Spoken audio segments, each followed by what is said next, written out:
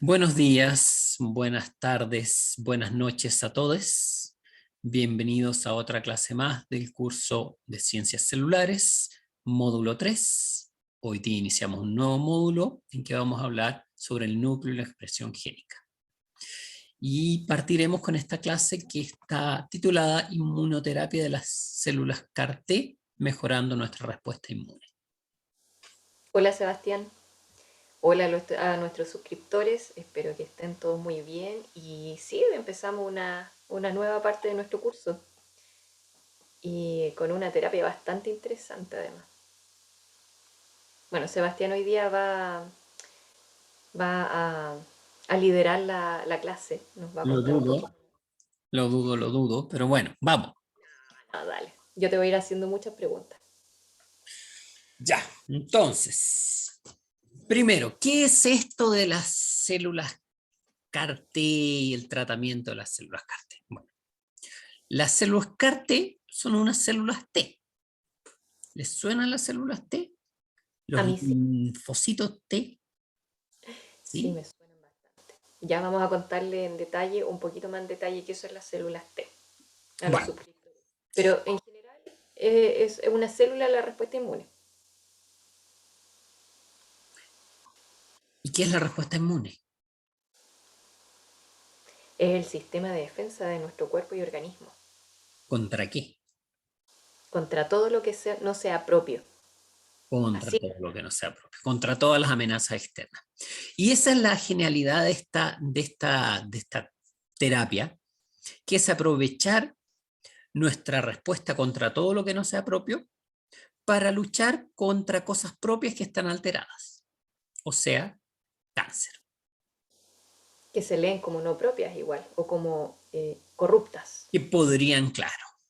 Y bueno, sucede que las células cancerosas tienen marcadores que las identifican como células cancerosas y esta técnica lo que hace es aumentar la sensibilidad del sistema inmune a estos marcadores.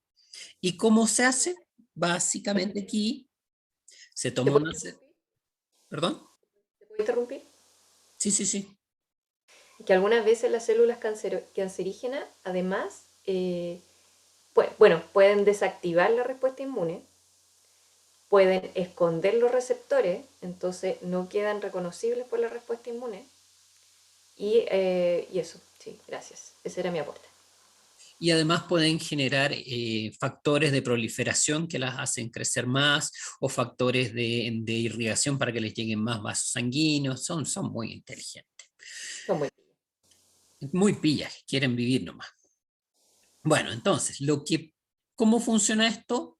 A partir de células cancerosas se buscan estos receptores, se generan anticuerpos contra marcadores de células cancerosas y luego a un paciente sano se le toman células inmunes, estas se purifican, células T en particular.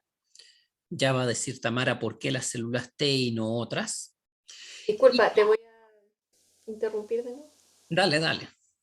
Se le saca sangre al mismo paciente, ¿Qué pues? no a un paciente sano. Es que dijiste a un paciente sano. Eso dije. No, nada que Va a ver. quedar registrado. No, no, nada que ver. Va a quedar registrado. No, pero para que quede súper claro, se saca sangre del mismo paciente con cáncer. Ya, no te interrumpo más. Bueno, se tienen antígenos contra, ya vamos a hablar, ustedes ya vieron un video o van a ver un video donde explican qué son los antígenos. Eh, y a estas células inmunes se les hace un tratamiento que no es ni más ni menos que terapia génica.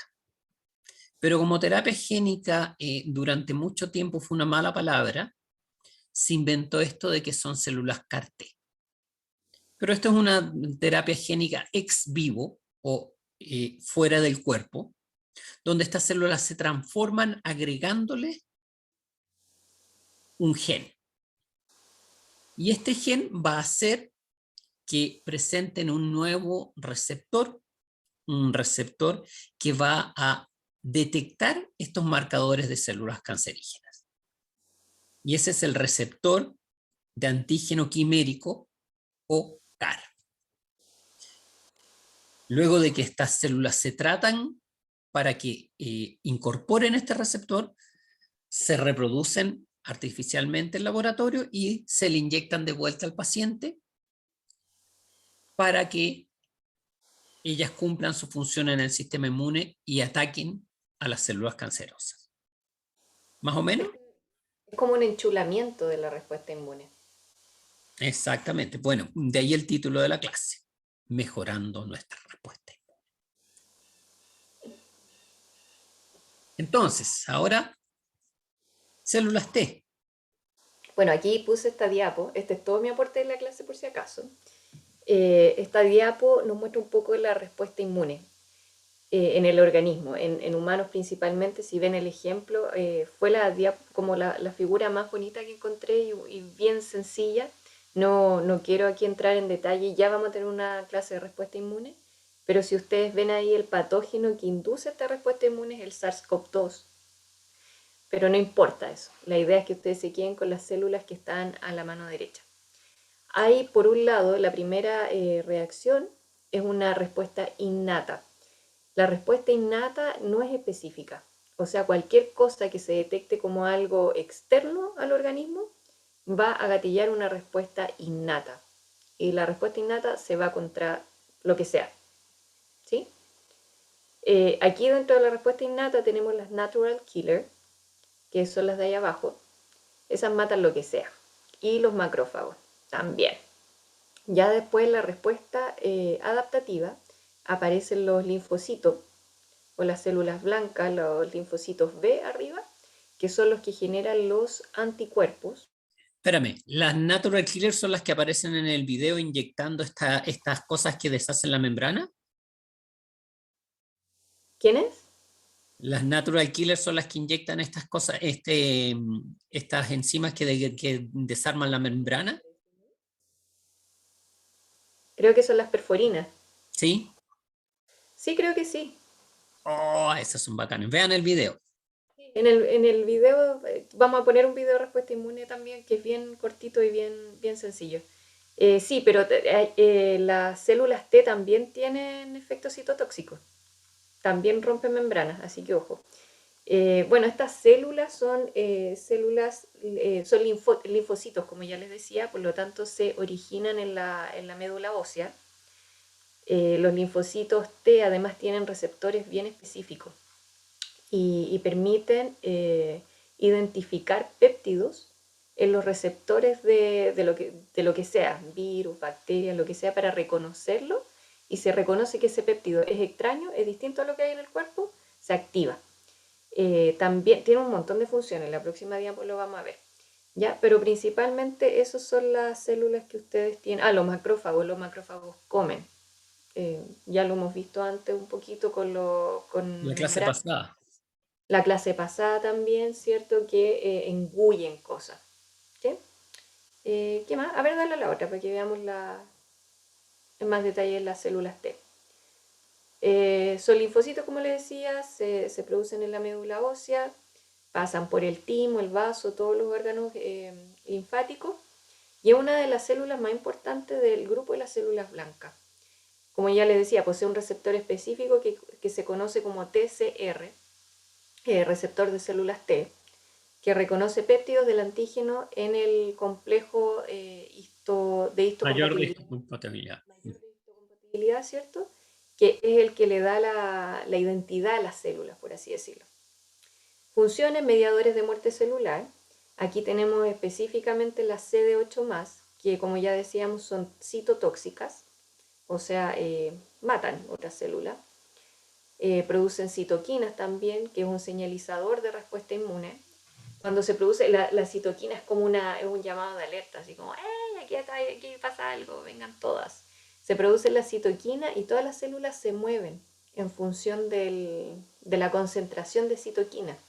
Entonces se van acercando a medida que se va concentrando la citoquina en alguna zona.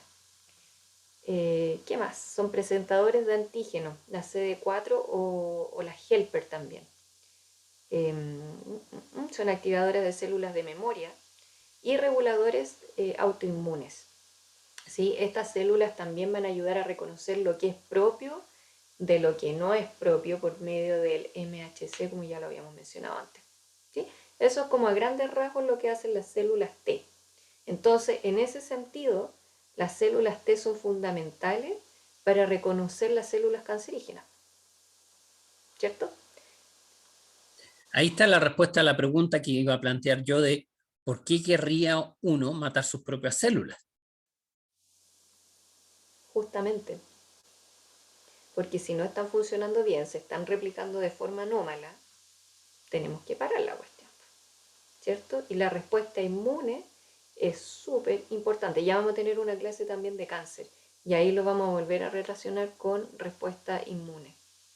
Normalmente si tu respuesta inmune está bien, y creo que es la última clase que pusimos, si tu respuesta inmune está bien, uno no debiera tener estos problemas. Se debieran identificar inmediatamente las células que se están reproduciendo mal. ¿Qué es lo que pasa? Hay algunas que presentan mutaciones y esas son... Hay varios checkpoints, de hecho, no sé si vamos a hablar de eso o no. No en esta clase, pero probablemente. Pero lo hemos mencionado antes, de hecho, que la célula tiene hartos checkpoints.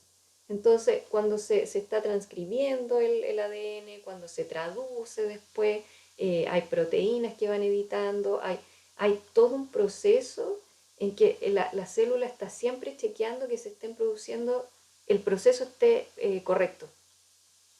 Y por ahí también está metido la respuesta inmune en las etapas ya más celulares. Iba a decir más macro, pero en realidad estamos hablando de célula todavía.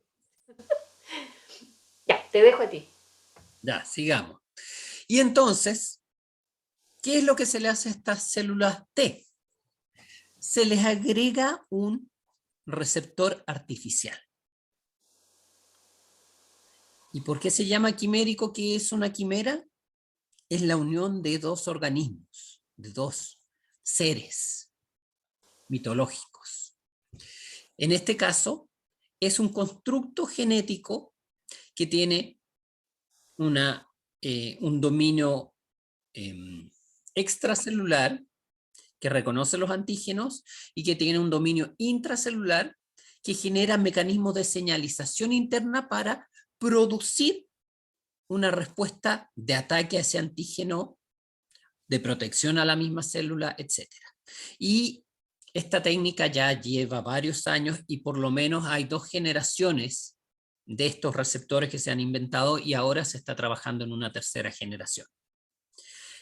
La primera generación tenía solo una señal que era para el ataque a estos antígenos, pero ya a partir de la segunda generación se añaden más señales, entre ellas señales para que esta célula T prolifere, y ya en la tercera generación se agregan múltiples señales que van a la proliferación de esta célula, a el ataque a otras células, a, y finalmente también se está trabajando en la muerte de esta misma célula T. Como que se le está poniendo un tiempo Se le de está funcionamiento. poniendo un tiempo, se le está poniendo un mecanismo, no un tiempo, sino una sensibilidad a otra señal que genera la muerte de estas células. ¿Por qué? Porque tú acabas de meter, o tú con esta terapia metes células que están alteradas. Tú este gen lo metes por terapia génica y hasta hace poco lo metías donde cayera. Y eso podía generar fallas en estas mismas células T modificadas. Y por lo tanto se está agregando un mecanismo extra de seguridad para eliminar estas células una vez que el tratamiento haya concluido, que es un mecanismo a través de una sensibilidad a una sustancia externa adicional que vas a agregar después al final del tratamiento. De hecho, hace poco hablé con una amiga que está con tratamiento de CAR-T.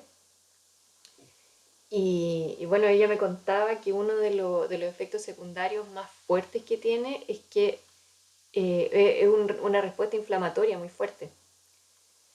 Entonces, claro, le ofrecieron tratarla con corticoides y todo el asunto, pero por qué se genera la respuesta inflamatoria? Es básicamente porque el organismo también, las células T que no han sido modificadas, también reconocen esta célula T modificada y la atacan.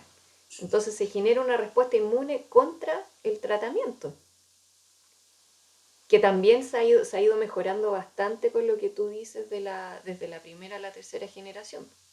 Ahora causa mucho menos, hay mucho menos efecto. Y Pero de hecho, de, perdona, creo que antes de dar la terapia con CAR-T, los pacientes tienen que pasar por una quimioterapia. no solo la quimioterapia, sino que además lo que hay protocolos, no todos los protocolos, pero hay protocolos que te sacan médula ósea. Las células pueden sacarlas de sangre o de médula ósea también. Te sacan médula ósea, te tratan, te transforman células T y después te irradian para reducir tu sistema inmune.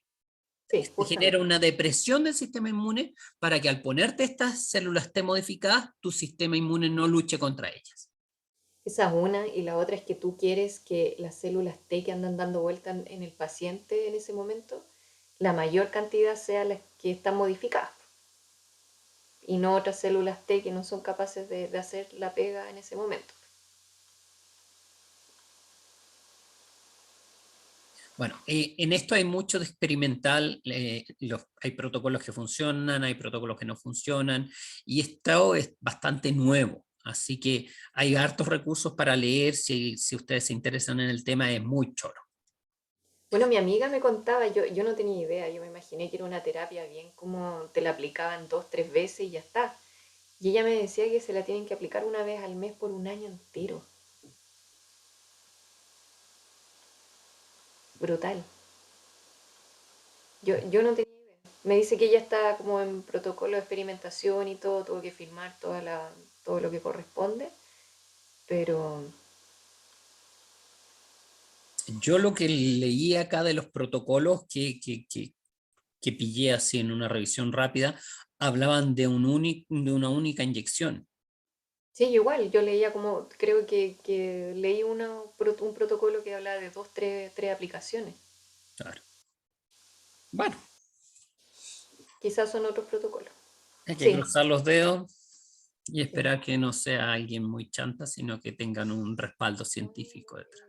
acá es una institución bastante, no la voy a nombrar, pero una institución Bastante bastante, seria.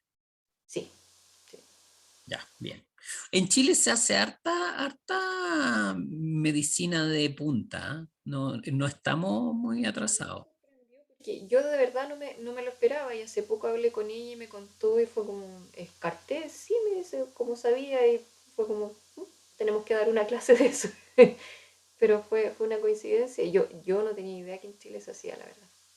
Podríamos haberla invitado a dar la clase ella. Yo le pedí el protocolo, no me lo envió todavía, así que voy a insistir. Bueno, Pero está bien, por lo menos está bien, así que está contenta.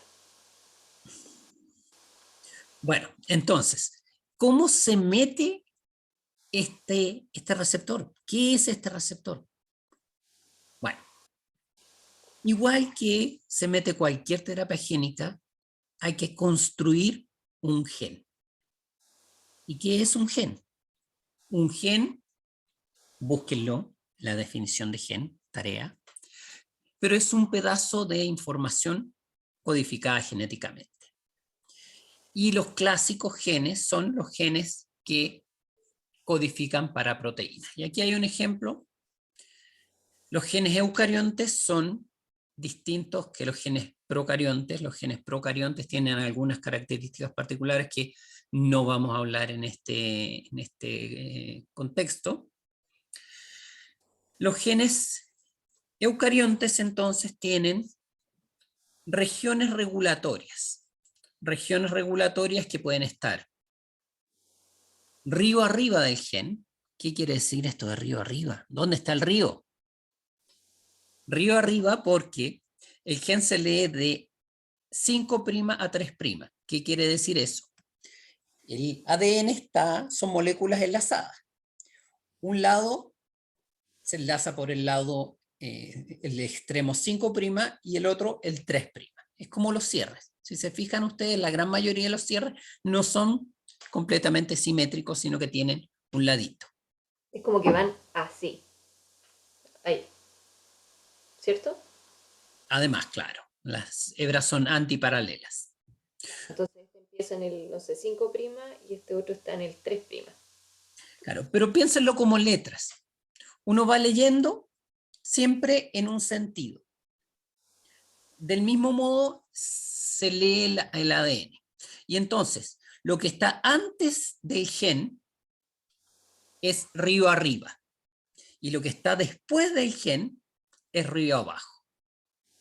Y los genes eucariontes tienen secuencias regulatorias, o sea, secuencias que van a afectar la lectura del gen, tanto río arriba como río abajo. E incluso puede haber secuencias regulatorias para un gen en otro cromosoma. ¿Eso es nuevo? No, es bastante viejo, pero no se hace el No, énfasis. no, para mí. ¿Qué quiere decir un cromosoma? Un cromosoma es una molécula de ADN nuclear. Y entonces, ¿qué quiere decir que esté en otro cromosoma? Quiere decir que los cromosomas hablan entre sí. O sea, que la información de un cromosoma puede afectar cómo se lee la información de otro. Eso es lo que asombra a Tamara, porque eso no se dice mucho. Entonces, Ah, solo para contextualizar de nuevo, porque la semana pasada, en la clase anterior, vimos membrana y vimos proteínas en membrana. Entonces recordar que aquí lo que estamos viendo es una proteína que está inserta en la membrana de las células T y como tal está asociada a un gen y en eso estamos. ahora estamos explicando qué es un gen. Entonces, un gen es una secuencia de ADN que codifica en este caso para una proteína. La, la mayoría de las veces cuando uno habla de gen codificante para proteínas, pero hay genes codificantes para otras cosas también. Como por ejemplo para ribosimas, que son enzimas de RNA, como para RNAs también, que están codificados, RNAs complejos. Por ejemplo, hemos hablado de... Ah, para ribosomas también, ¿o no? también para los ribosomas, etcétera. Bueno, entonces aquí tenemos un gen. ¿Y cómo se distingue un gen? Porque tiene un marco abierto de lectura, un Open Reading Frame, un ORF, que son secuencias conocidas que son iguales en todos los genes de proteína y entonces uno puede agarrar una secuencia de DNA grande, buscar en el computador esas letritas y dice, aquí hay un gen, porque hay algo que tiene una señal para ser leído. Nuestros suscriptores deben haber visto ¿cómo se llama? Bases de datos en que hay puras letras. A, G, U, A, G, U, A, G, U, A, bla, bla, bla, bla, bla. ¿Cierto? Y uno no entiende nada. Entonces, ¿cómo yo sé dónde empieza un gen de esta secuencia de letras? Porque hay secuencias específicas que dicen eso y esas se conocen. Y eso se Yo, le llama el Open Reading Frame. yo me acuerdo del Tata. No, yo no me Había acuerdo. un Tata Box, como Yo la caja. siempre, yo ¿Mm? siempre que hablo de mutaciones son cambios en secuencias génicas. Doy el ejemplo de la secuencia Atagata Mm. y la secuencia de Atacata. Que fíjense que ahí hay una mutación de una base que cambia, pero no es lo mismo atar a una gata que atar a una cata. Oye, y hay una película también que tiene ese nombre, algo así. Gataca. Buena película. También tienen Recomendada. que verla. Si no la han visto, tienen que verla. Parte del examen final. Eso. Bueno, entonces, volvamos al gen. El gen tiene una estructura conocida, además de esas regiones regulatorias que afectan la lectura del gen, pero no son parte del gen mismo, no están dentro del marco de lectura. Tiene estas señales del marco de lectura y tiene una zona de inicio, una región de inicio con códigos conocidos, Ahí está la caja tata, la de inicio. y ahí está la caja tata. Y los poli A al final. Ah, No, sí, ya me acuerdo. los polías se añaden. Hay una señal para la adición de los polías. Bueno, y una señal de terminación que dice, deje de leer aquí. Y entonces se deja de leer ahí. ¿Y qué pasa con este gen? Este gen va a ser leído de alguna forma, que vamos a hablar en unas diapos próximas, y se va a convertir en un pre-RNA o en un RNA mensajero inmaduro, que si ustedes se acuerdan de los intrones y los exones, bueno, ese RNA inmaduro, o ese mensajero inmaduro, o ese pre-ARN mensajero, tiene regiones que se le van a sacar para generar un RN maduro, que además de tener, de no tener esas secciones que no codifican para este, o que, bueno, que se le ha removido los intrones, además se ha estabilizado con dos elementos. Un elemento inicial, que es el famoso CAP, y un elemento final, que es la cola de polía.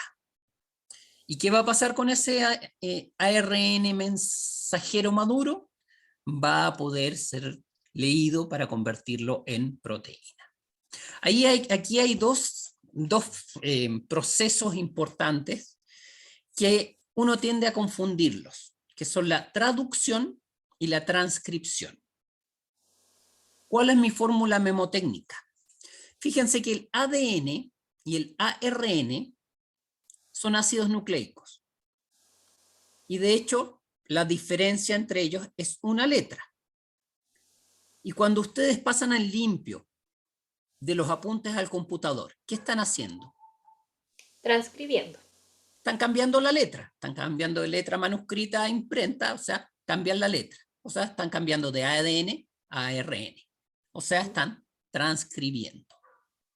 O sea, transcribiendo, mantienen el mismo lenguaje, lo que cambian es la letra. ¿Ven? Buena fórmula memotécnica. De hecho, es la misma que uso yo.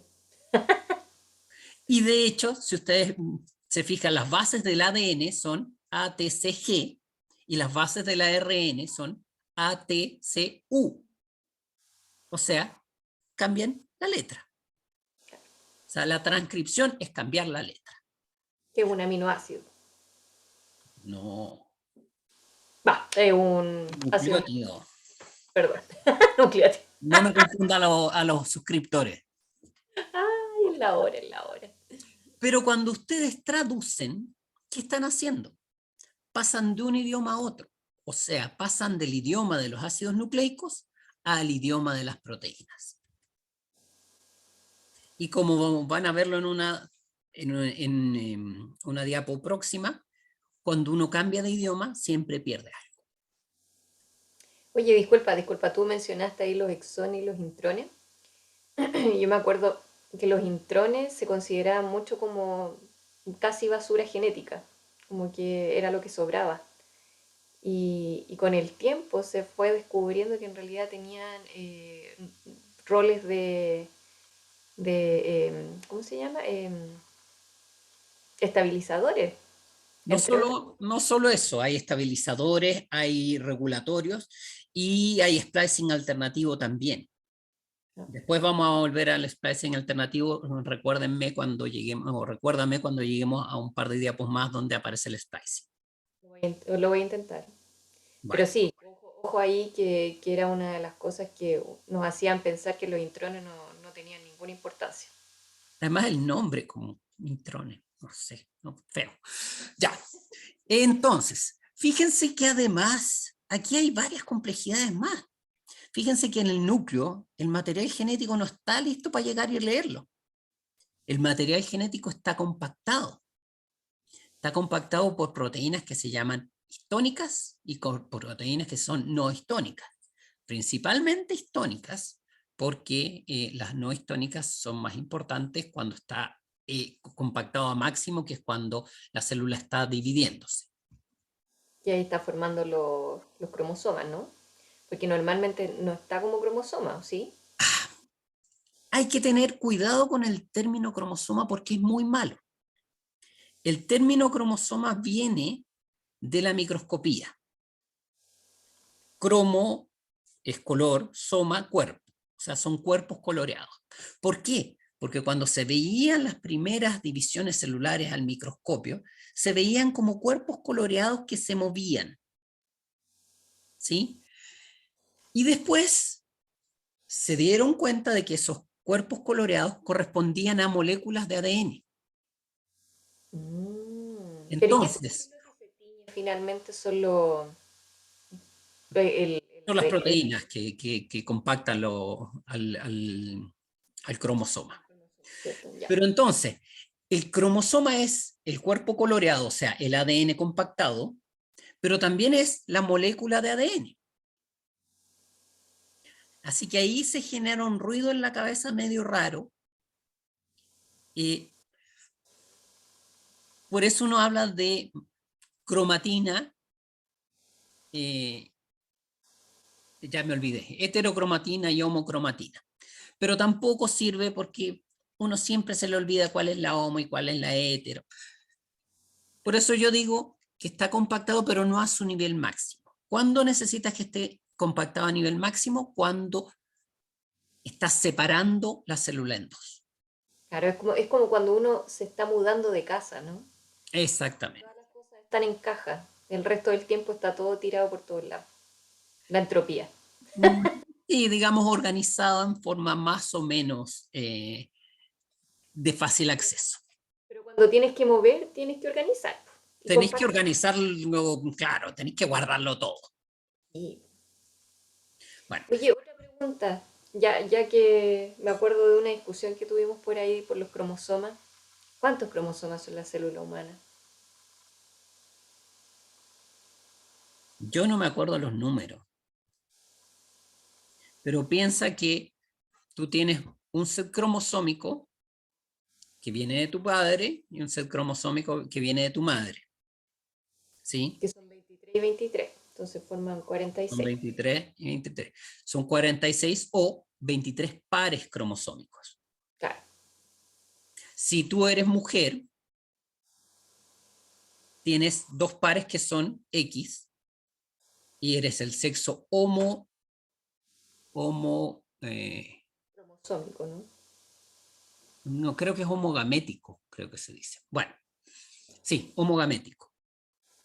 Si tú eres hombre, en el caso de la especie humana, tienes cromosomas distintos, XY, y eres el sexo heterogamético.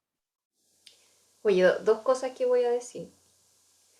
En las mujeres, como somos XX, tenemos dos cromosomas X, se dice que se silencia un X, pero no en todas las células se silencia el mismo. Entonces seríamos, se ha visto en algunas mujeres que somos, Mosaico.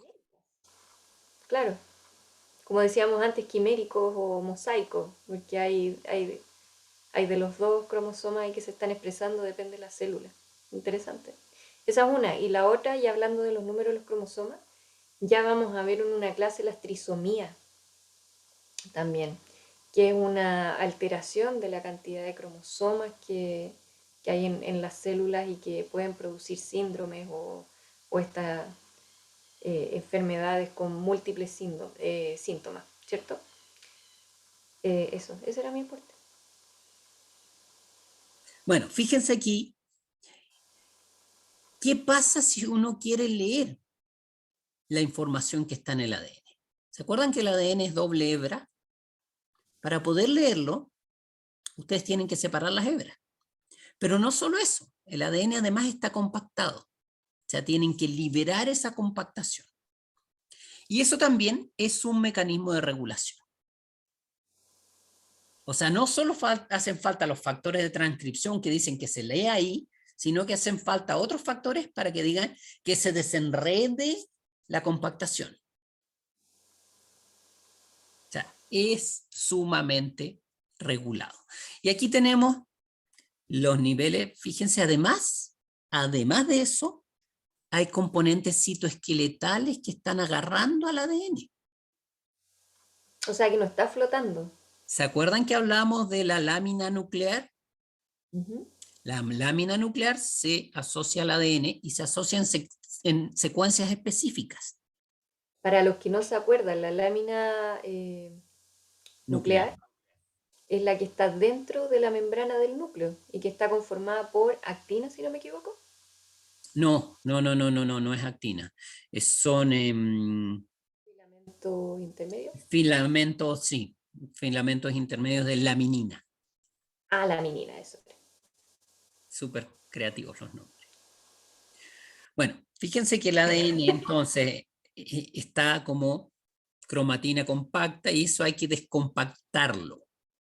Está, fíjense, ahí están las famosas histonas y el ADN ahí está inaccesible, no se puede leer porque está adentro de un cajón. Están Entonces, como encapsulados ahí. está en el cajón de la cocina, claro, y uno necesita abrir el cajón de la cocina, o sea, liberar esas proteínas, estirar el ADN, y ahí hay secuencias específicas que permiten la adhesión de enzimas específicas que van a sacar las histonas, y finalmente ustedes obtienen un ADN si lo liberan, tienen un ADN de doble hebra, que después hay que abrir para poder leer. O sea, la compactación del ADN no solo es para ahorrar espacio, sino que también es un mecanismo de regulación. Fíjense que el énfasis que les estoy haciendo aquí es que los procesos de lectura de los genes son súper regulados. Y finalmente los genes, como ya les dijimos, tienen regulaciones río arriba y río abajo, y hay secuencias que pueden aumentar su expresión, que son llamadas enhancer, que ahí se pegan factores de transcripción que van a hacer que esto se lea más. Y también tienen regiones donde se pegan factores de transcripción inhibitorios. ¿Qué quiere decir inhibir? Decirle Como que lo apaga, ¿cierto? exactamente. Y entonces, para que un gen se lea, tiene que haber factores de transcripción que estén activando su lectura, luego de que se descompactó, de que estuvo accesible, etcétera, etcétera. Y hay una maquinaria que se ensambla para poder leer el ADN.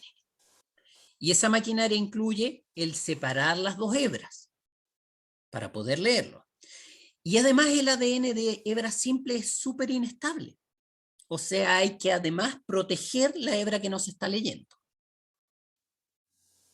Y dentro de esa lectura, la estrella es la ARN polimerasa. ¿Qué es lo que hace? Ve qué base de ADN hay y le pega al lado una de ARN complementaria. Y va construyendo una cadenita de ARN en base al modelo del ADN.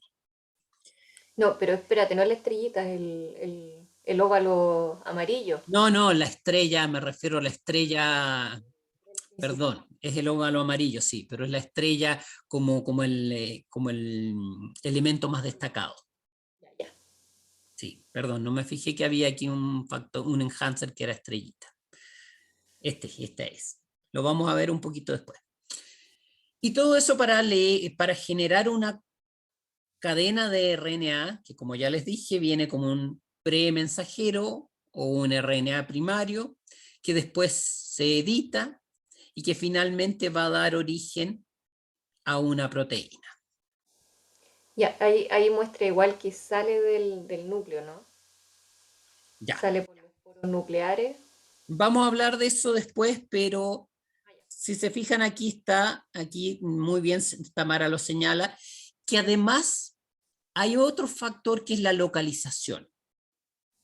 Si se fijan, no es lo mismo leer un gen aquí que leerlo aquí. Y de hecho las zonas de lectura más activas se dan a la periferia del núcleo, cerca de los poros nucleares, porque los mensajeros migran hacia el poro nuclear y salen a través de él. Y salen o a los ribosomas libres en el citoplasma o a los ribosomas que están o que se incrustan en el retículo endoplásmico. ¿Se acuerdan del retículo endoplásmico rugoso? Que era rugoso porque tenía ribosomas. Bueno, es un saco de membrana que se encarga de modificar proteínas. Y es ahí donde algunas proteínas específicas del retículo se sintetizan.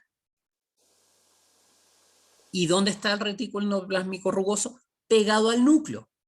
¿Por qué? Porque los mensajeros salen por los poros nucleares y pueden salir o al citoplasma o al retículo. ¿Sí? Esto es como una fábrica, entonces todo está hecho como bien eficientemente,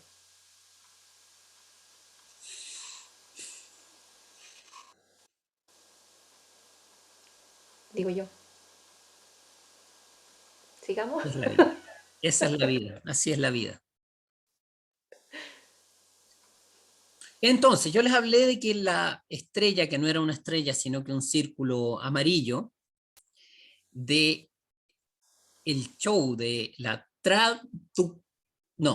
de la transcripción, de transformar de ADN a ARN, era la RNA polimerasa.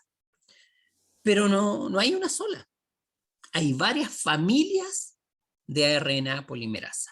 Está la RNA polimerasa 1, que no es solo una, sino una familia, que es específica para un tipo de productos que ni siquiera van a convertirse en proteínas. Son productos que van a convertirse en RNAs de función catalítica, de función enzimática, que va a ser parte de los ribosomas. ¿Sí? Porque los ribosomas son unas estructuras que son de RNA y proteínas, y ese RNA tiene que ser sintetizado también. Y ese RNA es sintetizado a través de la polimerasa 1. O sea, la polimerasa Lo, 1 va a leer, pero no va a generar un mensajero que se va a convertir en proteína, sino que va a generar un transcrito primario, o sea, un RNA primario, que se va a transformar y va a adquirir una estructura tridimensional que le va a dar función catalítica. ¿Cata Catalítica, qué? catalítica que quiere decir que va a favorecer algunas reacciones químicas en lugar de otras. O sea, que va a ser una enzima de RNA.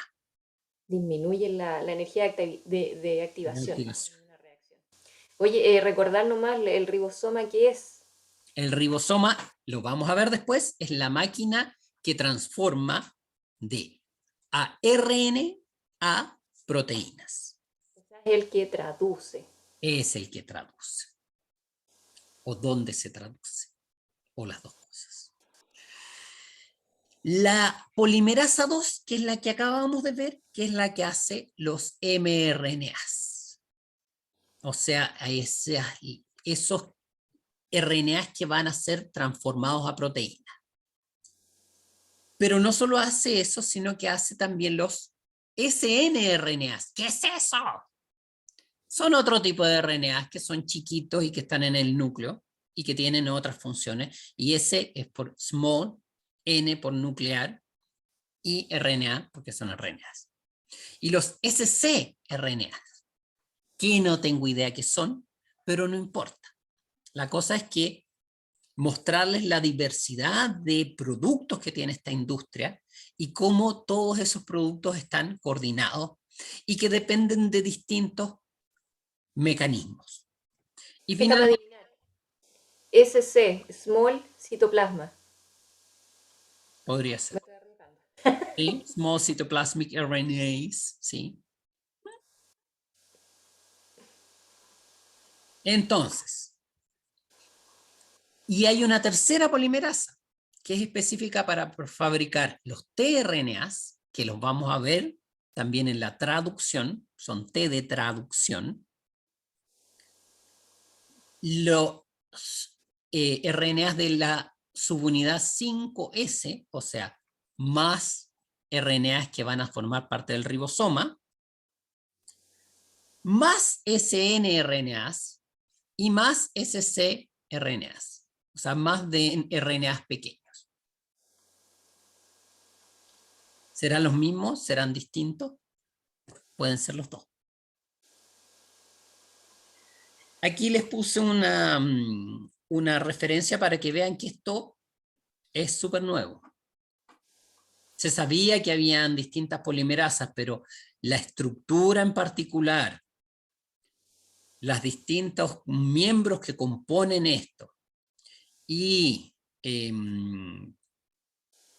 y los distintos RNAs que se producen, esto fue resumido en este trabajo del 2019, que es un review o un paper de revisión, que ahí con el DOI lo pueden buscar y pueden revisar y pueden ver qué es un review y, perdón, y reforzar la unidad 1. Pregunta, ¿este sistema o en general, qué opinas tú, qué sabes tú, es redundante? Todo es redundante en la biología celular. O ¿Por sea, qué? hay, O tiene- hay no, múltiples mecanismos que hacen la misma. no quise decir por qué, porque en realidad no es que la célula tenga una finalidad, ¿cierto? Pero podríamos decir que es redundante. A ver, yo diría que hay una discusión abierta respecto de la finalidad de la célula. Y si uno podría decir que el fin último de la vida es la vida. O sea, el fin último de la célula es mantenerse viva o mantener vivo al organismo. Pero eso es una discusión abierta. ¿Por qué es redundante o cómo es redundante? Hay una historia que explica la redundancia a través de la duplicación génica y hay factores prácticos que hacen que la redundancia sea útil y que por lo tanto se mantenga. Que es que si falla uno, está otro mecanismo que hace lo mismo de respuesta. Y Claro. eso podría explicar, por ejemplo, que los small nuclear o small cytoplasmic RNAs se pueden producir por cualquiera de las dos polimerasas. Y de hecho, No, dale, dale, perdón. hay otros mecanismos que no vamos a ver, como de reparación de DNA, que pueden ocupar distintas polimerasas dependiendo de lo que haya disponible. Se puede deducir que los sistemas o las cosas que son redundantes en la célula son cosas con un valor, una importancia superior a otras que no tienen redundancia. Sí, no. O sea, si son redundantes, probablemente son importantes para la vida, pero si no son redundantes, son importantes para la identidad, para hacer la diferencia. Qué, ¿Sabéis qué? Qué buen tema. ¿Se lo dejamos a los suscriptores? Eso en italiano se llama sega mentale. Sega es cuando uno, es la siega, es cuando uno corta el trigo. Pero sí, son buenos temas para darle vuelta y reflexionar. Que, ojo, que redundancia no es lo mismo que redundancia. Entonces, Claro. Sí, y redundar no es lo mismo que, no sé. Ya, continuemos. Pero no solo hay polimerasas específicas, sino que hay mecanismos de regulación que son tejido específicos. más novedades. Esto nosotros no lo sabíamos. O sea, esto es relativamente nuevo. Y fíjense que hay sistemas de ensamblaje, de factores de transcripción, que generan la activación de una polimerasa que son característicos de tejidos gonadales. Y que hay distintos sistemas que se han visto, fíjense que ahí las nubecitas y los colorcitos son totalmente distintos, para hacer lectura de genes y que son distintos en distintos tejidos.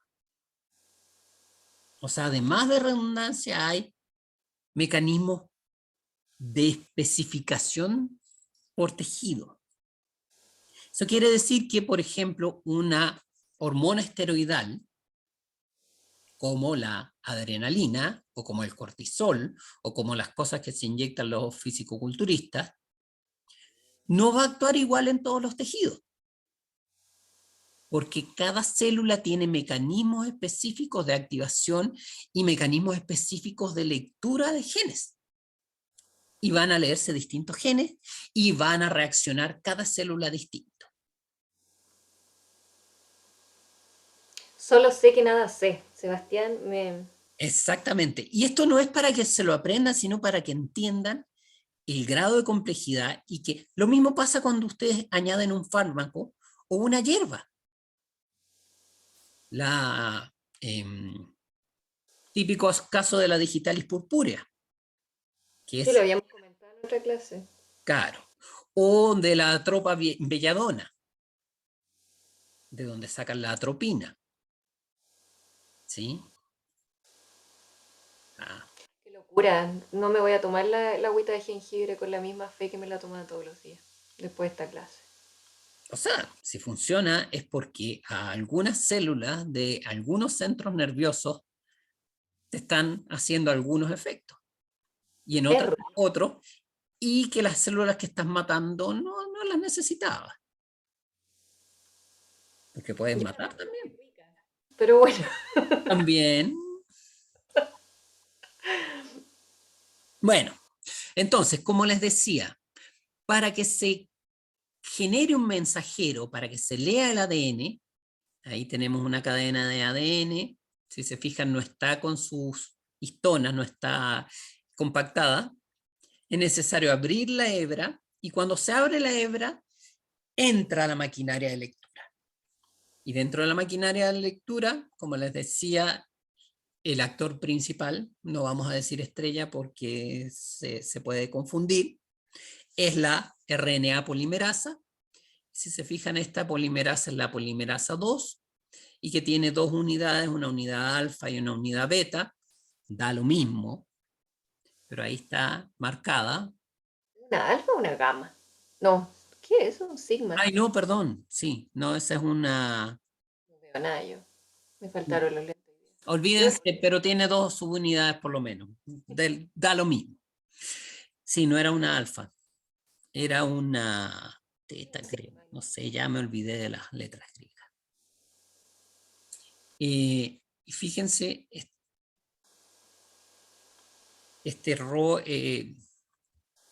bueno, ¿Es el mismo factor RH? No, RHU. no creo que no. No he dicho nada. Ya.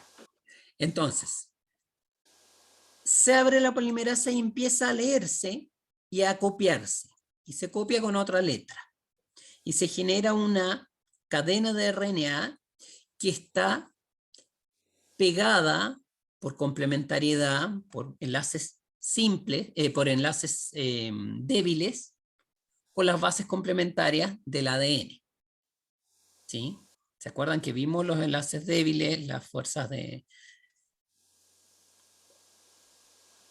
hasta que se llega a una secuencia específica, que es el sitio de terminación, que la maquinaria de la polimerasa lo lee y dice, aquí no hay nada que hacer, y termina de leer. Y ahí se libera el transcrito primario o el mensajero inmaduro o como quieran llamarle. Y este esquema está súper simplificado porque recuerden que hay proteínas que estabilizan esto, proteínas que estabilizan esto, proteínas que abren la hebra, proteínas que protegen el RNA, que es súper sensible, etcétera. Aquí está lo mismo, fíjense. Ah, y fíjense aquí. Muchas veces cuando se lee una sección, un gen, no se lee una vez, sino que se meten varias polimerasas juntas y van leyendo y van haciendo múltiples copias simultáneamente. ¿Eso qué quiere decir? Que ustedes son capaces de amplificar una señal. Si tienen una señal que dice, léase este gen, esa señal va a llamar a una polimerasa, después va a llamar a otra polimerasa, a otra, y se va a leer el gen varias veces y se van a hacer hartas copias del mensajero. Oye, pero además cuando se genera una proteína, hay distintos pedazos de la proteína en distintos genes.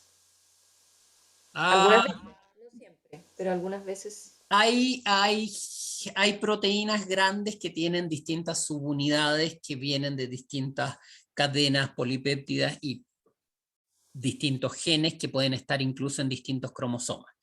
O sea, además, si uno quiere una proteína grande, tiene que coordinar entre la lectura de distintos genes. Exacto. O sea, es de una complejidad gigantesca y por eso es que se le tiene miedo a la terapia génica, porque puede llegar en cualquier lado, insertarse un pedazo de ADN y interrumpir la lectura de algo, la regulación de algo y dejarla tendalada y no saber qué pasó. Disculpa, que antes me quedé pensando en esto, pero para mí es como volver a la primera clase, en la que hablábamos como de estructura y función, y darte cuenta que, por ejemplo, estas proteínas llegan a unirse al ADN por secuencias en particular. Se unen a esas secuencias en particular porque tienen toda esta estructura, tienen una estructura particular que permite que se una algo. No O sea, solo, no solo una estructura particular, sino que hay cofactores. O sea, se une esta porque reconoce eso, pero se le une otra que hace que esta se modifique y llame a una tercera que va a hacer que esa estructura se modifique nuevamente y llame a una cuarta, una quinta, una sexta, que llame a un complejo, y todo eso para leer un gen. pero ojo, que a lo que voy es que todo se da, por ejemplo, Por cambios estructurales, sí. interacciones, no sé, pues de átomos de covalentes, de fuerzas de Van der Waals, interacciones de puente de hidrógeno, todo al final, interacción electrostática, ¿cachai? Por carga, por lo que sea. Es como, al final, todo se reduce a esas interacciones a nivel atómico Es todo física. y todo lo que ocurre solo como en base a eso. Yo me acuerdo de las primeras clases hablamos mucho de estructura-función, que es un poco por esto, o sea, no olvidarse que finalmente el hecho de que reconozca, por ejemplo, esa caja Tata en el ADN, todos esos primers y todas esas cosas que empiezan a leer el ADN, se unen ahí porque el Tata tiene una estructura, tiene una carga, tiene algo que Que es permite. señal para la unión del complejo de replicación. Exacto, muchas veces se habla como de este modelo de llave cerradura, porque las estructuras encajan perfectamente. Ese era mi paréntesis. A mí me asombra. Te fascina, sí. Bueno, ¿y qué pasa con este mensajero que se lee o estos mensajeros que se leen? Se editan. Y aquí tienen distintos procesos de edición. Por ejemplo, una que es mientras se está leyendo. O sea, es cotranscripcional. O sea, al mismo tiempo que se transcribe, se le pega esta caja tata, perdón, este cap, que es una cubierta que protege este extremo. Después, cuando se termina de leer, hay otra adición que es el poli-A, que son muchas A, una colita de A's, que también le da estabilidad. Y la gracia del poli-A es que se cierra sobre sí misma. Y eso hace que se genere una doble hebra de RNA que es mucho más estable. Y fíjense ahí estos círculos que se forman. Estos círculos que se forman, nuevamente, la secuencia de ARN genera estructuras tridimensionales. Por la diferencia de cargas de las bases genera plegamientos. Y estos plegamientos pueden inducir a la formación de estas vueltitas y al corte de esas vueltitas. Y a eso se le llama splicing. Y eso está mediado por distintas modificaciones que se le hace a la secuencia de ARN y por un montón de proteínas. Y aquí todavía hay mecanismos que se están conociendo. Y el splicing es simplemente cortar pedazos de esta secuencia que en un principio se llamaban intrones, simplemente, y se pensaba que no tenían, como decía Tamara hace unos minutos, que no tenían función, pero hoy en día sabemos que tienen funciones estructurales y que incluso hay splicing alternativo, que en algunas células, bajo algunos contextos, se puede cortar un lado y no otro, y en otros contextos se puede cortar distinto. Y eso me va a dar para una misma secuencia, para un mismo mensajero, dos proteínas distintas. ¿Y de qué depende? Por ejemplo, del órgano. ¿Podríamos hablar de epigenética en este caso? No, ¿No? no todavía. Ya. ¿Por qué? Porque todavía no hemos hablado de en qué contexto. Si el contexto es el tipo de célula, no es epigenética. Si el contexto son factores ambientales que están induciendo un splicing alternativo, ahí sí podríamos hablar de epigenética. Pero la epigenética surge cuando salimos de la célula o cuando incluimos en la célula su contexto ambiental, los factores ambientales que están siendo decisivos. Claro. Oye, entonces, si tenemos dos células iguales del mismo tejido, y una la exponemos a un factor, no sé, temperatura, por ejemplo, alta y el otro temperatura baja, y ahí vemos una diferencia en este splicing, podríamos hablar de epigenética. Vamos a revisar el concepto de epigenética después porque a mí es un concepto que me parece que ha sido demasiado manoseado y es un chicle que se ha estirado mucho. Así Yo por que, eso te lo quería mencionar. Y ya, pero dejémoslo para clase, me gusta. así que yo ahí me volvería a la literatura antes de hablar de epigenética, leería un poquito y los haría leer a los suscriptores también. Y pasamos, luego de tener este mensajero maduro, pasamos a la traducción. Y como les decía, cuando uno pasa de un lenguaje a otro, siempre hay algo que se pierde en la traducción. Y fíjense que aquí uno está pasando de 3, ¿se acuerdan de los codones? ¿Les suena por ahí? Bueno, cada aminoácido, que son los ladrillos con que se construyen las proteínas, se codifica por 3 nucleótidos. Entonces, si ustedes de 3 llevan a 1, hay información que se pierde.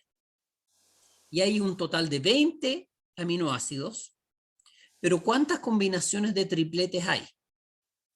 Y ahí podríamos hacer la matemática. El primer nucleótido tiene 3 posibilidades.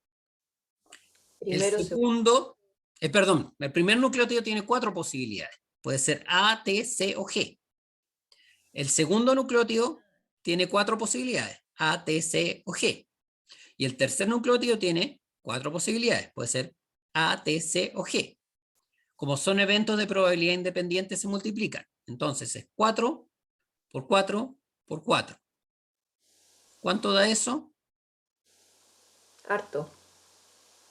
¿Cuánto? ¿Cuánto? Para aquellos Cuatro. de ustedes que tienen esa habilidad matemática rápida y que se aprendieron las tablas de multiplicar en su niñez temprana, será muy fácil. Para los que no, agarramos la calculadora y ponemos 4 por 4 por 4 y son 64.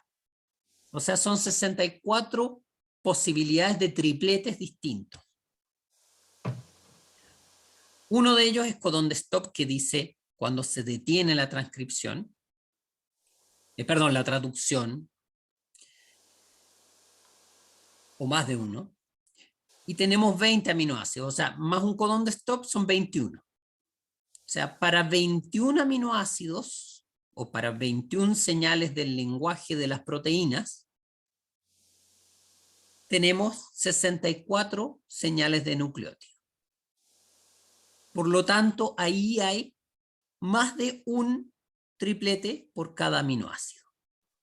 O sea, redundante. Redundante. ¿Y cómo funciona eso? Aquí está. Fíjense que UUU es fenilalanina, pero UUC también es fenilalanina. ¿Sí? Y fíjense que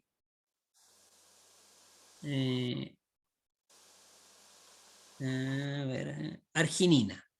Arginina puede ser CGU, CGC, CGA, CGG, AGA, AGG,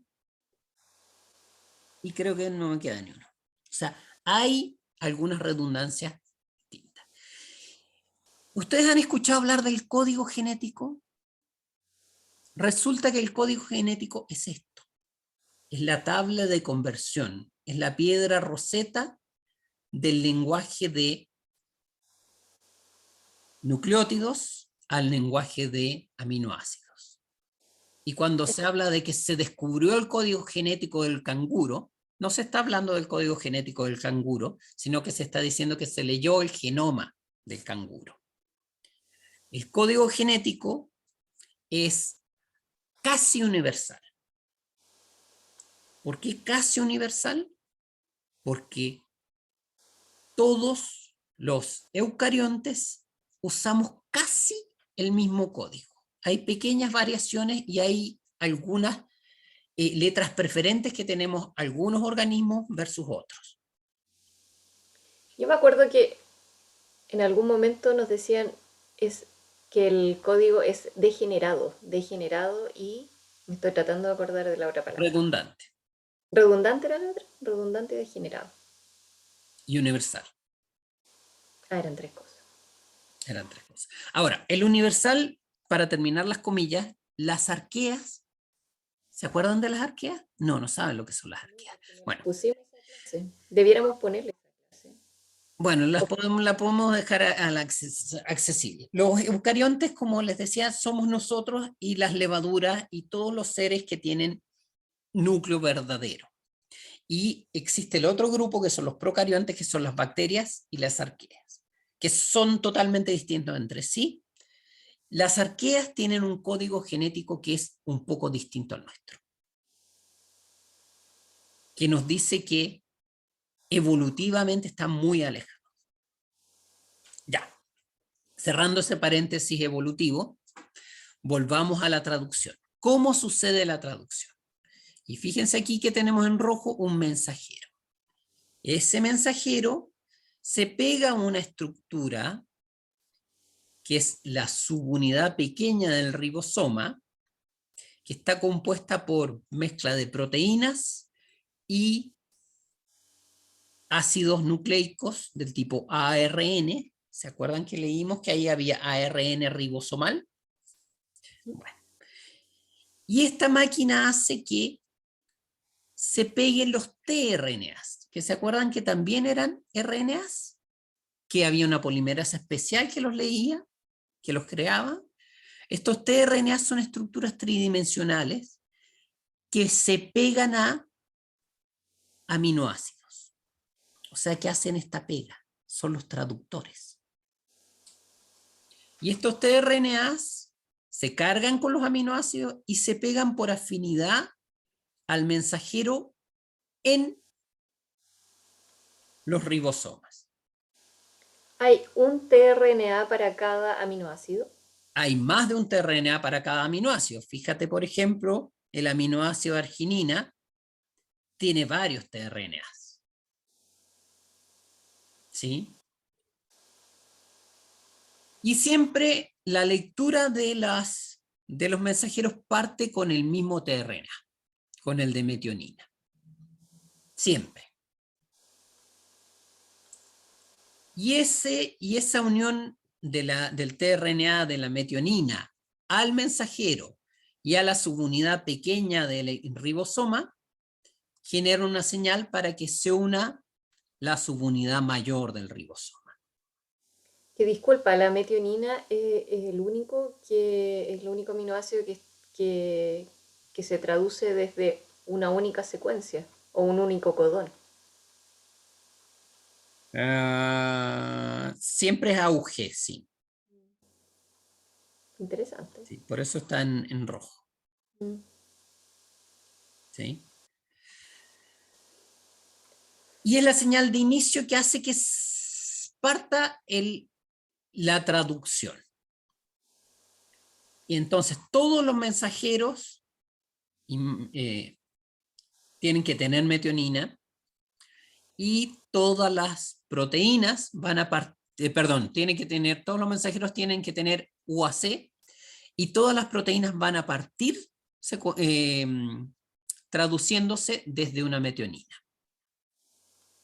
Entonces, se arma el ribosoma completo, fíjense aquí está la subunidad mayor, la subunidad menor, y esto hace que se generen estos pockets, estos bolsillos. Y ahí se van poniendo alternativamente, llega un nuevo tRNA que por asociación, por afinidad, se pega a la siguiente secuencia, al siguiente codón, y que en este caso va a ser la valina, y se genera una fosforilación que va a, creo que sí, era una fosforilación, que va a pegar la metionina sobre la valina y va a liberar el bolsillo para que se pegue un nuevo aminoácido. Y así se va corriendo esto y se van a generar cadenas de aminoácidos, fíjense que van saliendo ahí, y van entrando nuevos. Hasta que hay una señal de término.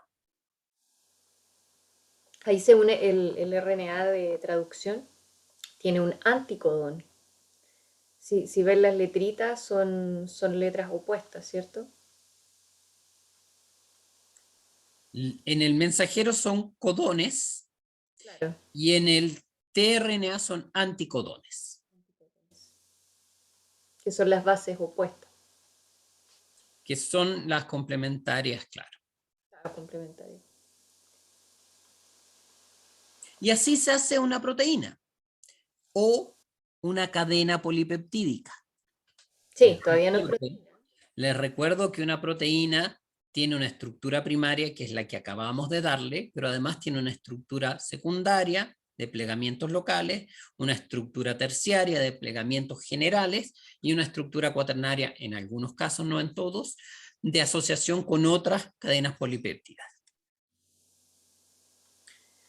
¿Y todo esto para qué? Si se fijan, esto todo tenía un paréntesis. Paréntesis, Para que tenga, exactamente, para que tenga un sentido lo que le estamos metiendo a la célula. Y aquí lo que le estamos metiendo a la célula es un receptor.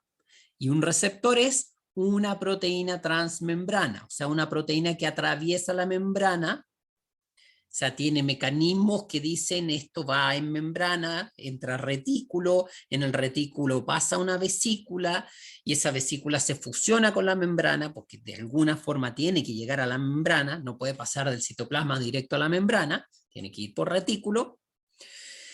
Y eso quiere decir que tiene señales de destinación al retículo. Y fíjense que tiene una región, lo que uno le mete a esta célula tiene una región promotora ¿para qué? Para que se lea y se exprese. Es un promotor fuerte, un promotor constitutivo, como le llaman. Que se lee. Ya volvimos al CART. No, esa es una región universal donde se pega la maquinaria transcripcional. No, sí sé, pero me refiero a que ya aquí volvimos a la técnica CART. Aquí estamos ya Ah, sí, metiendo pues, si se fijan ahí dice a, CAR, a Chimeric las células. Antigen Receptor. O sea, lo que estamos inventando aquí con el CAR es eso, es la modificación genética que estamos metiendo. Claro. Y fíjense que aquí tiene una región promotora, tiene marcos de lectura y tiene aquí las secuencias para los dominios transmembrana, para los distintos modelos, para las secuencias que están adentro y para las secuencias que están afuera. Fíjense, eso va afuera y esto va transmembrana, o sea, aquí, y esto van adentro. Y además, si volvemos acá, que hay tres tipos de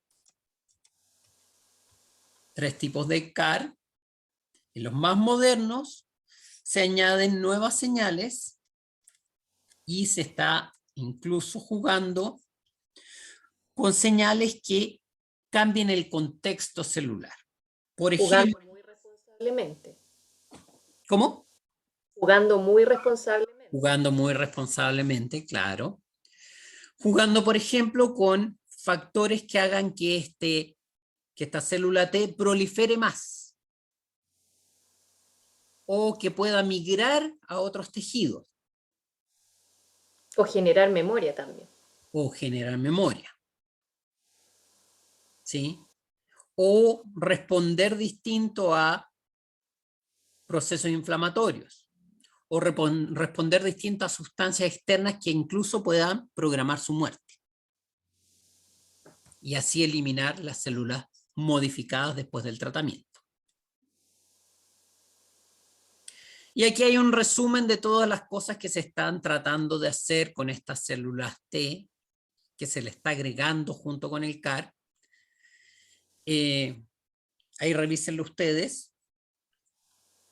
Pero activar genes, desactivar genes, cambiar su sensibilidad a distintas cosas, etc. Su permeabilidad. Es como cuando uno empieza a enchular el auto. ¿Cómo se Claro. llama eso? ¿Cómo se llama? Tuning. ¿Ah? Tuning. Tuning. A tunear. Están tuniendo. Uno empieza por las ruedas, después empieza ahí con el tubo de escape Y el último enchulamiento que se está haciendo, que es con otra tecnología que la vamos a ver también, Mm. que No, no es, la vamos a ver. no lo vamos a ver, bueno, que es actualmente hay una nueva generación de transgénicos. Vamos a verlo un poco en los transgénicos. Ah, no, ya no tenemos la clase de transgénicos. No, sí está. Sí está. ¿Sí? Vamos a verlo un poquito en la clase de transgénicos, que hay una nueva técnica de transgénesis, que ya no es como antes que un virus metía este constructo genético, este gen que inventamos. Antiguamente se metía por un virus y se metía al azar, donde cayera. Ahora hay técnicas para meterlo en un lugar específico. Y al meterlo en un lugar específico, controlamos qué genes estamos interrumpiendo o no estamos interrumpiendo y cómo vamos modificando o no la regulación génica en general. O sea, tenemos Esa es mucho mejor control. la Cas9. Es Sí, pues, CRISPR-Cas9. esa es la Cas9. Sí, pero se llama, claro, la técnica es CRISPR. CRISPR. Eso lo vamos a ver, eso es un premio Nobel.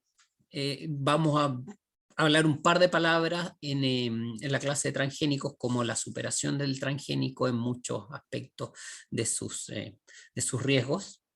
Ujú. Eh, y va a quedar, y eso es una discusión que está abierta. Y ustedes pueden averiguar también, es muy entretenido. Finalmente quería agregar aquí un par de diapos de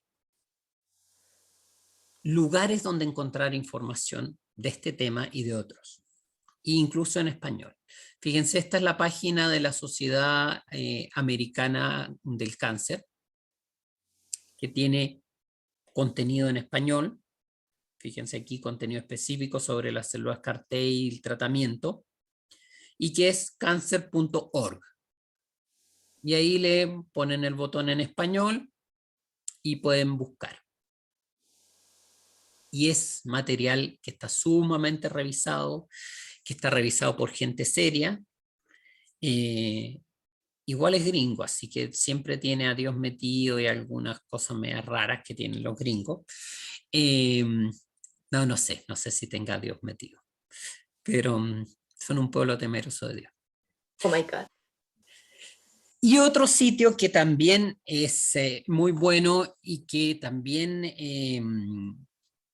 no sé si este tiene opciones en castellano, sí, tiene contenidos en castellano, pero hay que buscarlos, tiene muchos menos, que es cancer.gov, que es el Instituto Nacional del Cáncer de Estados Unidos, dependiente del Ministerio De del salud. NIH. Y fíjense, acá también hay artículos sobre el uso de CAR-T, y aquí esta tabla les puse.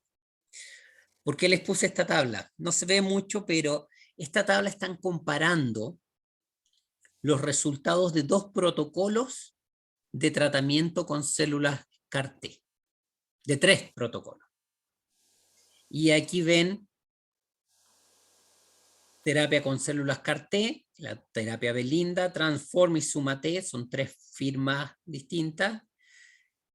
Número de tratamientos, no, no sé, bueno. Es una Y, media. Sobre. y un estándar de éxito, unos valores de éxito. Y aquí dice la respuesta al tratamiento estándar versus tratamiento de células T, no hay diferencia, o sea, este tratamiento no es más efectivo que el tratamiento normal.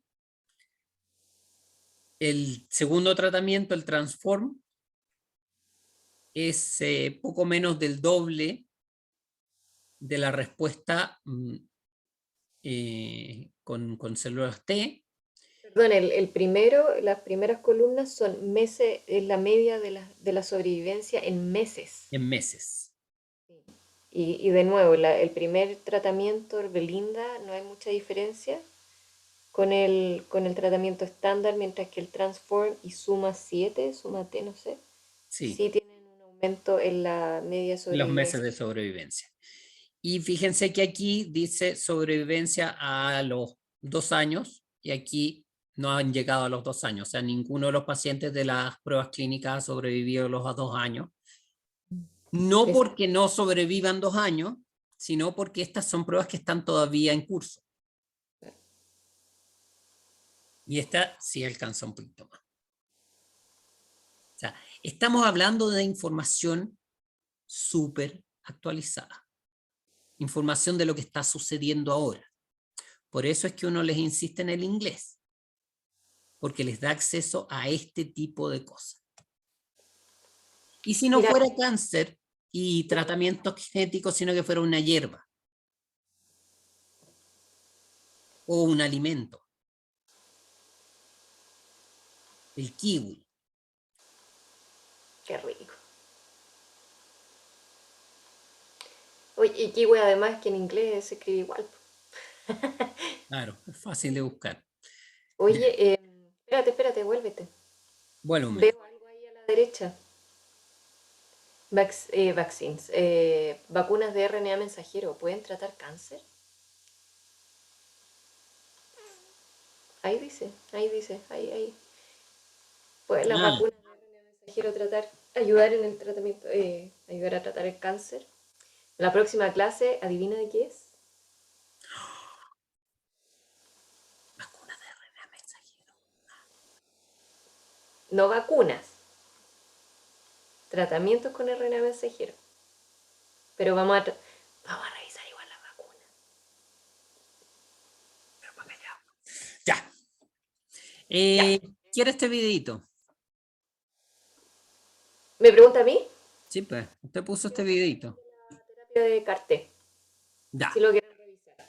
Yo igual quiero buscar otro, no me gustó mucho ese, pero ahí vemos.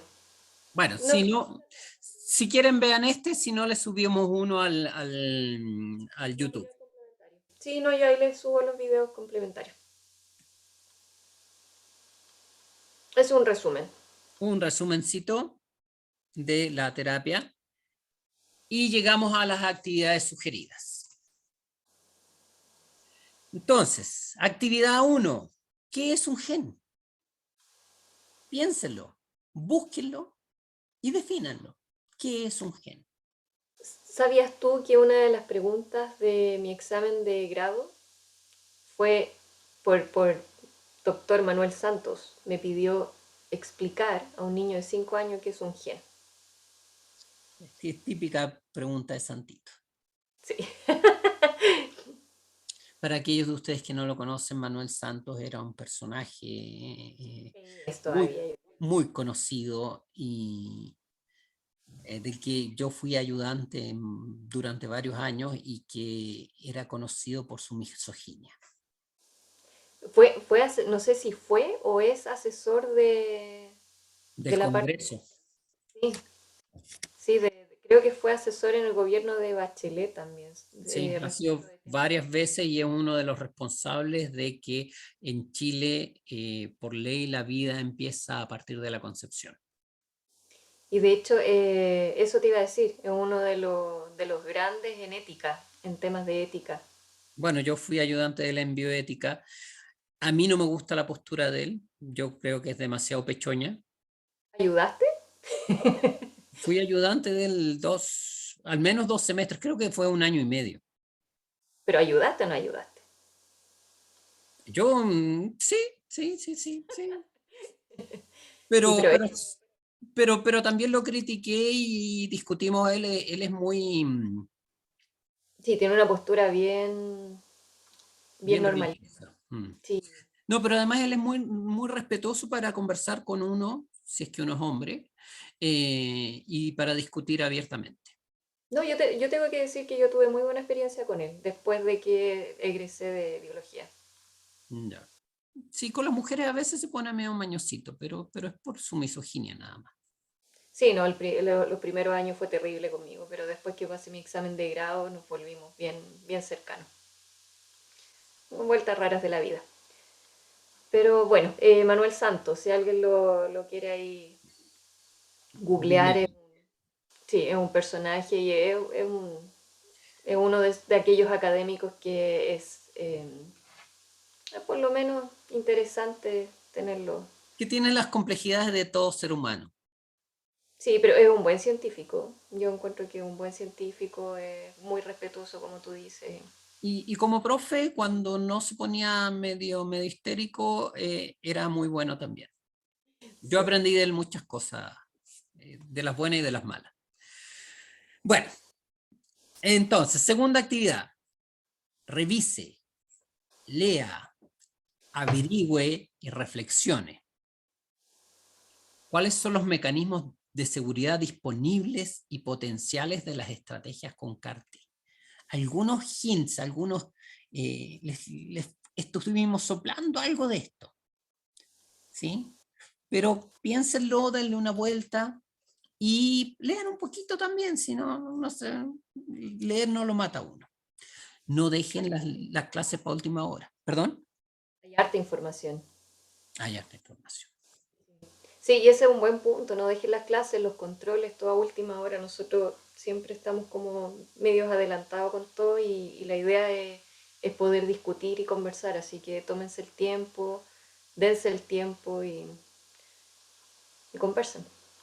Sí, otra cosa importante es que nosotros cuando hacemos las evaluaciones vemos las actividades y vemos las reflexiones. Así que si ustedes dejan para última hora y después se les pilla la prueba y no, ni siquiera han pensado en las actividades ni las leyeron porque estaban viendo rápida la clase, eh, no van a sacarle provecho al curso. La cosa, y lo ideal sería que ustedes también lo conversaran con sus compañeros, que los conversáramos en clase, las actividades. Sí. ¿Sí? Bueno. Sí. Y la reflexión propuesta. Voy yo. Reflexiona acerca del uso de terapia génica en células diferenciadas, cuyo destino es la muerte, versus en células pluripotenciales, que dan origen a más de un tipo de células. Totipotenciales, que dan origen a todas las células de un linaje, y células embrionarias, o stem cells, que podrían dar origen a cualquier célula del organismo. Te fuiste a la profunda. Sí. ¿Y quieres agregar algo al respecto? Fíjense que ahí además hay una definición que está dada a propósito en esta sección. O sea, queremos que ahí hay un énfasis en que esos conceptos son importantes. Así que échenle una miradita, péguenle una googleada. Esa es una definición, pero también hay más definiciones de qué son las células pluripotenciales, qué es un linaje celular. También son preguntas, son temas que pueden estirarlos. Dedíquenle un poquito de tiempo a pensar acerca de, bueno, ¿y qué pasa si es que uno hace en una célula ósea?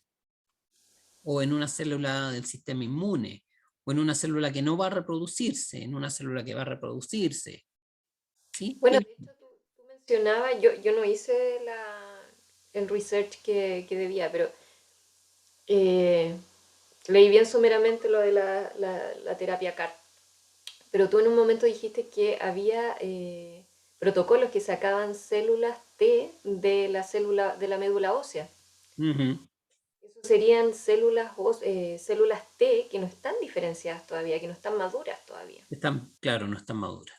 Ujú. Entonces, eh, obviamente ahí va a cambiar un poco la intencionalidad de modificar células que no están maduras con células que sí están maduras, creo yo. O a lo mejor no, no sé.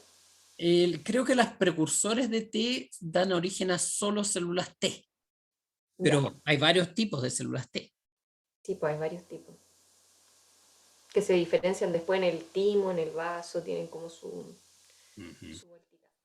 Bueno, y segunda reflexión relaciona el proyecto de Atlas Celular, que uno de sus compañeros hizo la búsqueda en la evaluación 1, con el uso de las estrategias como la presentada en esta clase, el CAR-T. Aquellos de ustedes, estimados, ¿cómo era? Suscriptores, ¿Esta viste? claro, que vengan en la generación 3, 4 o superiores, no van a haber visto a su compañero presentar acerca del atlas celular. Así que Vamos a van a repetirlo. tener, Hay temas que yo los voy a repetir en la evaluación 1. bueno, puede ser Y que no lo hayan visto, si lo ven, y si no lo han visto van a tener que averiguar un poquito y buscar qué es el proyecto Atlas Celular. es contingencia, así que tienen que estar actualizados. A mí me gusta que los alumnos de mis cursos estén actualizados, que vean el diario, que se informen. Bueno, nosotros hemos tratado de hacer un esfuerzo por mantener estos cursos actualizados. No todo puede ser 2020, pero de vez en cuando algo 2019, 2018, de pegar una lectura, a ver, porque van apareciendo novedades. La biología celular está llena de descubrimientos día tras día y cada día se descubre algo nuevo y a veces uno se da cuenta de lo que se creía o las hipótesis que se tenían no son así. Yo me despido de esta clase diciendo que solo sé que nada sé. Me deprimí con esta Y ni de eso estoy seguro. Bueno, ánimo a todos y será hasta una próxima sesión. No, pero lo bueno de saber que uno nada sabe es que tiene el mundo abierto para descubrir cosas, ¿no? Sí. Estoy tratando de ser optimista. Ya, nos vemos. Chao. Yo lo que no sé es cómo parar esto.